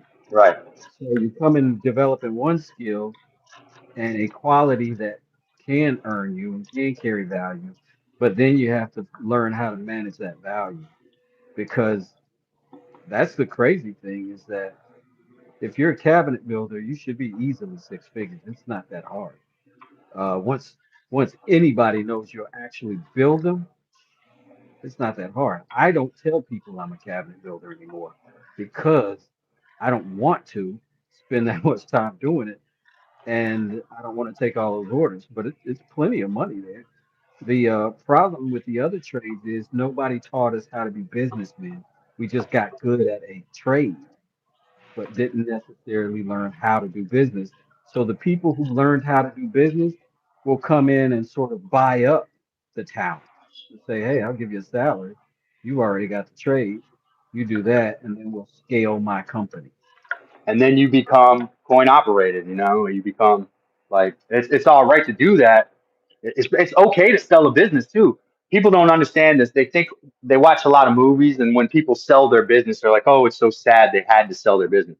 Nah, man. Actually, part of like capitalization and like becoming really rich is making a business, make making your baby, like, and then you don't kill your baby, but you sell your baby and you make a huge profit, and they put you on the board, and you still retain some creative control. That's like ideal. Let me give you an example. Ben and Jerry. Okay, Ben and Jerry started an ice cream business. Um, they were multiple times. I don't even need to look it up. They were probably tried to be bought out by multiple people, but they wanted to retain some creative control over their company. And so, like last time I checked, Ben and Jerry are still on the board at Ben and Jerry's and make some decisions. But the company is owned by a massive multinational called Unilever. I think it's Unilever or it's InBev, one of these massive corporations, right? Mhm. Ben and Jerry are just on the logo. They have nothing to do with the product anymore.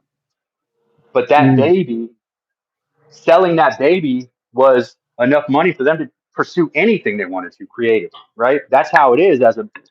It's not a bad thing to for your business to be sold and you to make a fortune off of it. Like it's considered a good thing.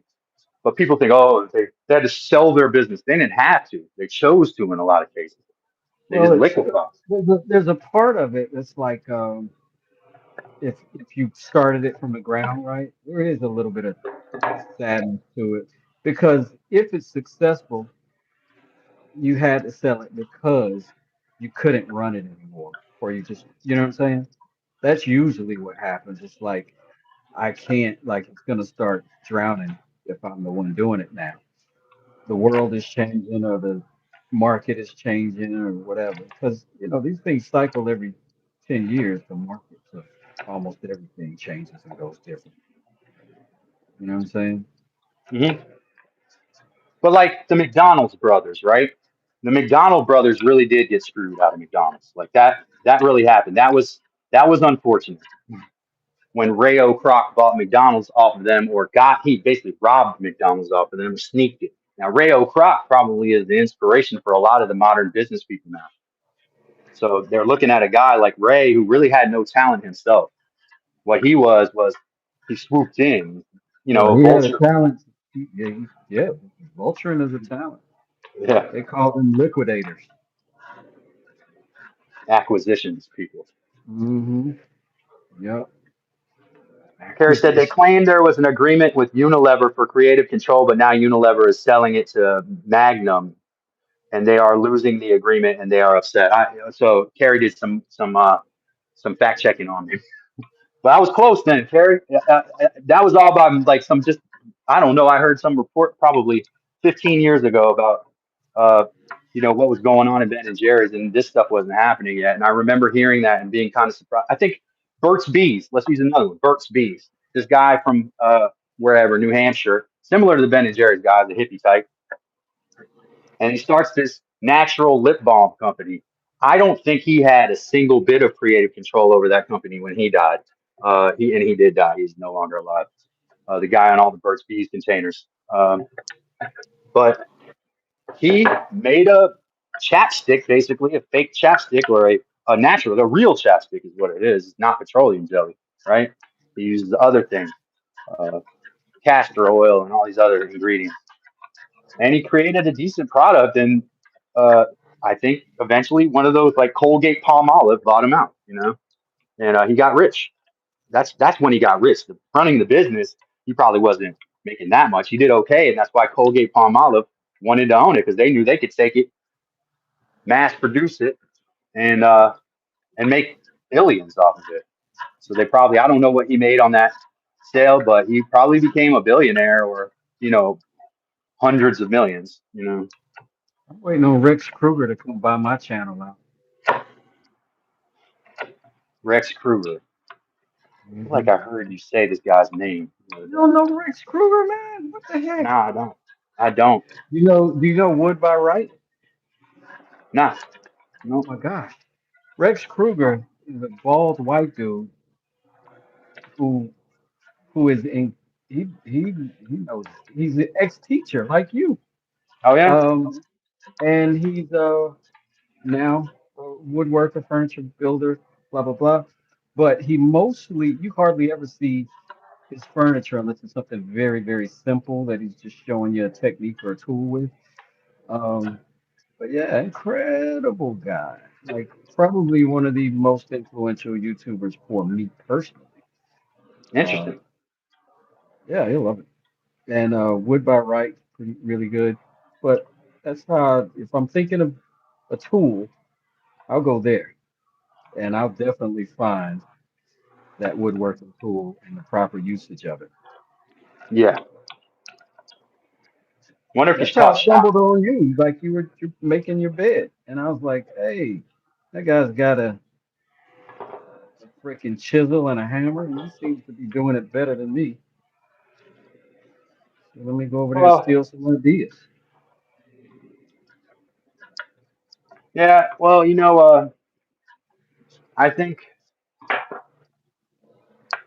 for me it was like a long process of there was some hiatus. Like I started building stuff, and then I had children, and I had to focus my energy on I still have focused energy on my children. But Hmm. now it's different in that my it's streamlined because the goal here is to make things and be able to do those things and support my children and spend more time with my children. That's the Absolutely, goal here. another That's going to be income stream. Yep, yep. I got to figure out how to get some editing done on some long form videos. But I think I'm going to need another camera. I don't think I can use my phone to do that the same way. I think What I'm did going you to have say to. at first about long form videos? I missed the first part of that statement. I gotta get a. I think I need to get a camera so that I can edit from there or dump the footage from there because it's Mm. difficult from my phone to Yeah, it's dump a it pain. to my laptop and then uh, really import it from Google Photos and then convert it and then load it and then I think I'm It's to a be better lot, off man. doing from the drive. Yeah.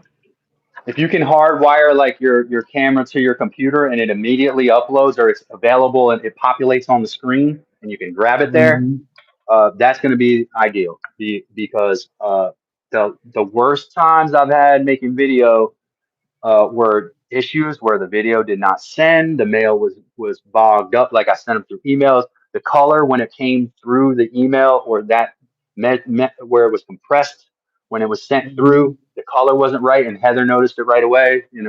Stuff like that. My So stuff changed file. Like it wouldn't even let some of them load. And it was like, yeah, it's file changed in the compression and then the unzipping and all that shit. And I did it say ended that up they were HDR or something? Is that HDR message about these files are HDR? You need a piece of software to convert these. Did it say that by any chance? right. Yep. Yep. Okay, And it so was there's this, and it was just half of them. It was just half of yeah, them, all hmm filmed on the same camera, same time. Weirdly, yeah. just half of There is a program called Handbrake where you can convert those. You put them through Handbrake, and then it won't be I think you convert them. I'll have Heather correct me. Uh, I think you convert them to MP4s on there.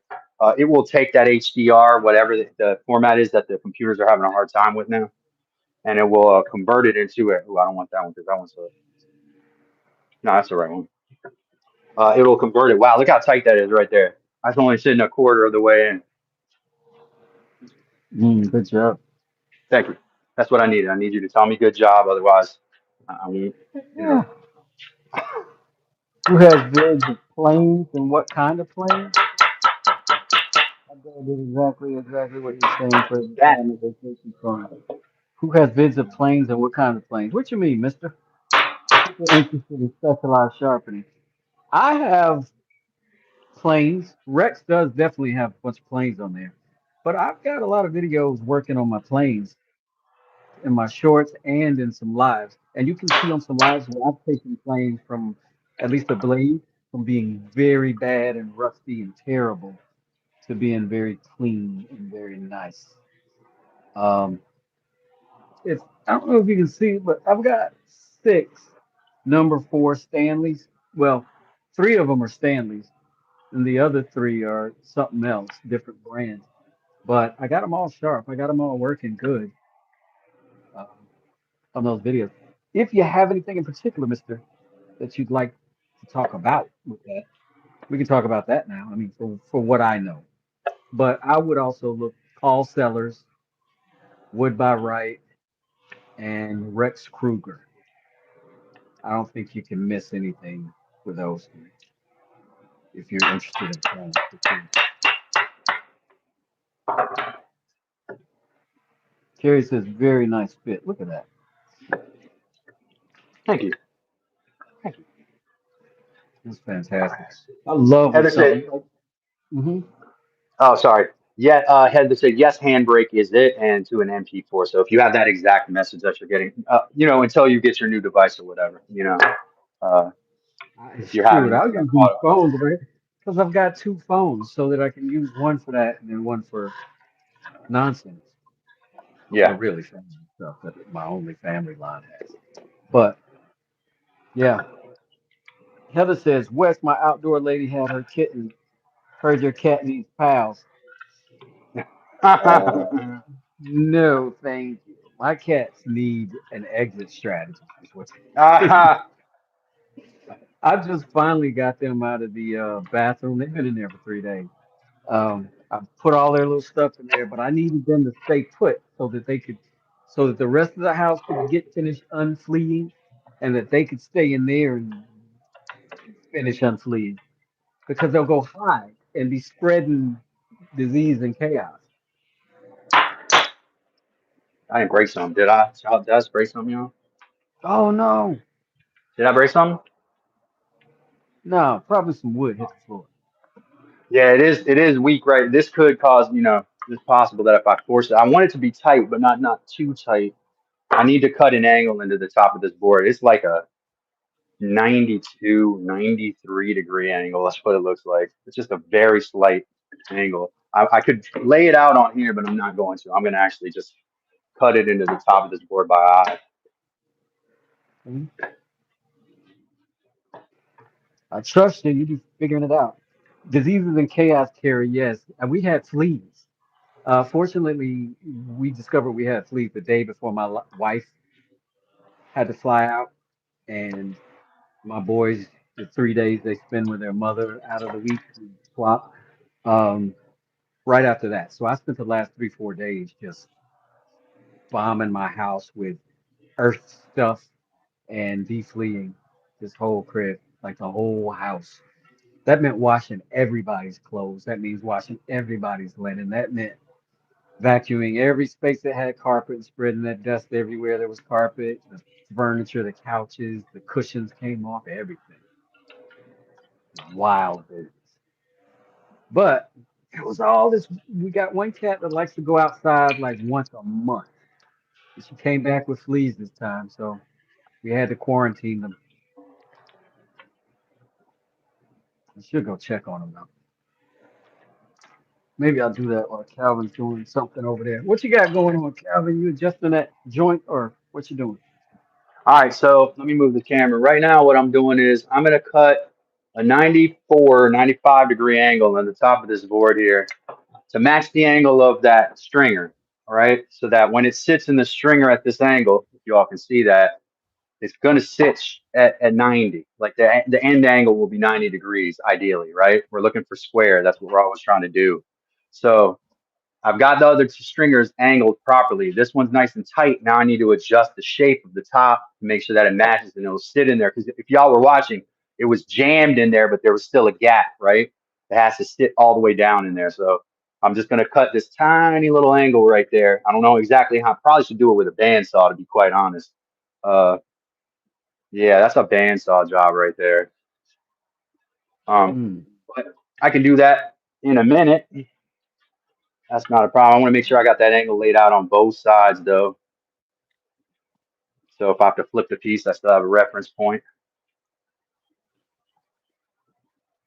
I don't know if y'all see this coward that's happening right here. This cat just jumped over this table. See that hair? She knows not to. She knows not to. They're hellacious. Uh, I don't like animals on TV and stuff like that. I'm not one of those Me either, people man. that push my pets. Uh, but they're pretty cool mostly, and then all of a sudden, out of nowhere, they weren't this way before. This window's open. They weren't this way before, but now all of a sudden they they jump on the table. Like when we went out of town and came back, all of a sudden they were like, "Hey, we live here and we run this shit now." And I My wonder if cat she's used to happy. lock herself in the bathroom when we go on trips.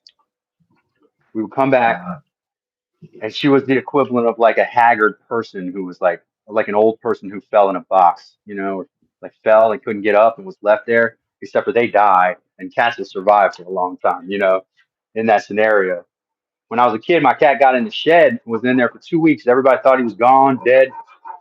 He was in the mhm. shed for 2 weeks. Wow. Cats, they're tough. This one will hide for a whole day. I don't know where she was at in the house. That's why she's in the bathroom. Because I was vacuuming one of the rooms and I was just going room to room and somehow she got in one of them and I don't know which one. And I was just going room to room all day looking for her. I couldn't find her. And I went downstairs, came back up and she was out. And I was like, okay, I don't know where you were spreading them fleas again, but you, like, I don't understand this table business. She just fleed as soon as I was up. Now she's under the couch. Smart move. I need Trying to water. avoid the guy that wants to put stuff on her and stop her from spreading those bugs there. It's like Sandy on that episode of SpongeBob when she gets fleas. She just can't help it. She scratches them and then, they get on it. And Oh, it's so disgusting. I feel bad for him and I'm disgusted at the same time. it's hard to be I both. also don't like bugs. I don't like bugs in the house ever, ever, any kind, ever. I'm not a fan And of the old fleas, man. They are bad. They spread terrible diseases. I'm weirdly persnickety about some stuff. I don't know, like filtered water, for instance. Might be I good don't to be mind. persnickety about that. What's stupid is I'll drink water right out of a faucet outside, no problem. Once I'm in the house and I'm clean, and I'm like, it's like a duality. There's like clean West and construction West, and the two don't really make sense together. Put the two in.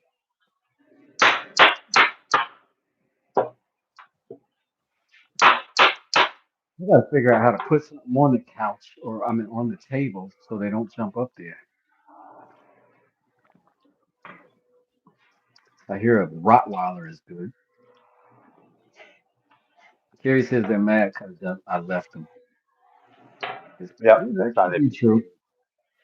Well, they're gonna be mad that I'm back because I am I think not cats putting got a them brain in. of like 3 grams. I sometimes wonder if they have those types of complex emotions. And I don't say that as a person who doesn't have them. I have way too many of them. So it just cats are That they're sounds so dumb. that sounds like somebody who does have cats to say they're stupid. That's right. That's right. Somebody who's They just actually had cats. appear to they just appear to be smarter than dogs. They're just indifferent. Oh no, yeah, they're not. Yeah. They're just enjoy. I got one cat that his mo all the time is to bite me on my chin. Uh, Immediately he thinks it's affectionate, and I'm like, bro, stop! And I smacked him the other day on accident. Don't report me for animal abuse. He was biting my chin literally, and I smacked him, and I caught him with a ring part of my ring. I felt so guilty, man. I think I spent the rest of the Ooh. day checking on him. He was fine, dude. I knocked my cat unconscious when I was a kid. It was so awful. I didn't do it on purpose, but I had like a little pop gun. I don't know if y'all remember those, but I was trying to figure out how it works. So I was breaking it, right? About tearing it apart. That was my way. And when I tore it apart, I was like hitting a part of it with my sister's baton with a little red ball on the end of it. And the Yeah. cat was over there watching it like this as I was doing it. And I didn't know what was about to happen, but I was doing it and he jumped like, ah, to get the baton and it went, boom, and he did a Oh, somersault. He did a like a forward somersault, boom, and landed on his back. And I had a cousin with a birthday party I was supposed to go to, and I wouldn't go because I was so scared I had murdered my cat. I wouldn't like I kept standing him up and he'd just flip over. Ugh, and do it again. Turns out he was okay. He was weird after that, but you know. after But a few weeks, he started moving around again. You know, after we tied strings to him, drug him around the we yard a little we saw the dirt moving on the ground, and we realized that we may have just acted a little too soon. You know, bit. so we dug the little guy up. He was fine. Yeah, it was vacation at Bernie's with the cat. Yeah. Oh man. Oh, don't get me on the weekend at Bernie's thing. Yeah, that was bad. I was about to say something. I don't want to say that. Well, look, the cat ended up all right. But the point that I was making is my cats are like that. When you get too much affection and they purr gets really like, oh yeah, that's it. When you're scratching them in just the right place, they want to turn around and do that. But that's like a love thing where you have to just like flip them over and then give them a little pop on the back like that, like a pat. They'll like it and then they'll stop being aggressive. It like snaps them out of it. Little cat Yeah, tip that's from your Uncle Wes. thank you, because I need those, man, because all I want to do is smack them little things around sometimes when they get on my damn nerves. That's kind of the And answer, though. You just grab them and like boom, and then they'll be like, oh, and they'll like it, but it'll chill them all the way out. Like a cat whisperer, except for I can't control cats. Mister says I found my lost cat one time in a crazy supernatural way that can't be explained. A big part was I didn't give up. that's big, man. Yeah, glad you didn't, What do man. you mean can't be? Now you have to explain. What are you talking about? Yes, here's that time. A Here's crazy that time. supernatural way? We got to hear that. You can't just be Cats like, have they got. Hmm? He didn't realize it was just his second. It was this cat's second or third life, or one of their previous deaths wasn't officially a death, so they actually had nine and a half lives. oh. So he was like, I murdered my cat, and the next morning he was on my bed.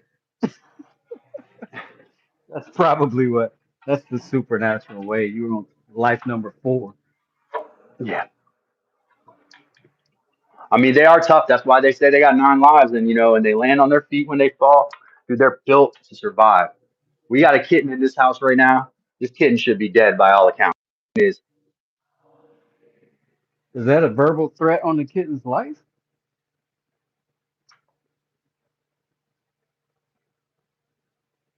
Where'd you go, Calvin? Can y'all hear me? Calvin's sound just went out in my ears, but I don't know if that's everybody. I need a scraper for my little micro spoon. Oh, snap. Did his phone go out too? Mine?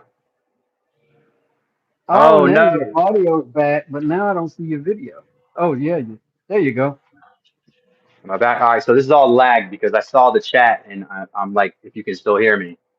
Uh, Hold on a second. I'm gonna make a scraper out of this hinge that I cut in half or something else that didn't work. But I think I'm gonna make a blade out of it. Yeah, I think the chat's a little bit behind. Yeah. I'm gonna see if I can fasten this on, and then I'm gonna just, you know what I'm saying? And then I'll Yeah. have something to scoop my spoon with. Let's see. Let's get some of these. Calvin, was that you talking about? You, I don't know if you have files or not, or if that was you that was saying you didn't find good cheap files. Oh, I can't hear you again. Anyway, good cheap files from Lowe's. They work brilliantly. I'm gonna put you down here in my special place, and then we're gonna try to lock on this piece so that I can work with it regularly and appropriately.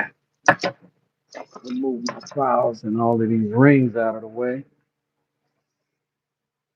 and wait for the audio to come back.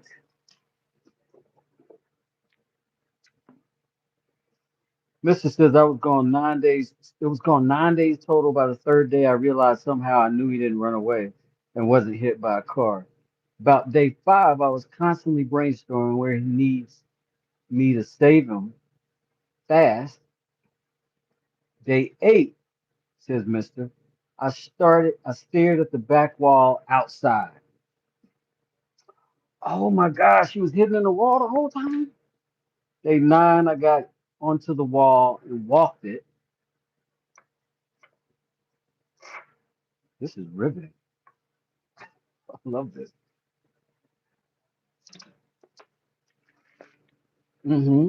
Day nine. I'm rushing I'm rushing the story. I'm sorry, but I am in three.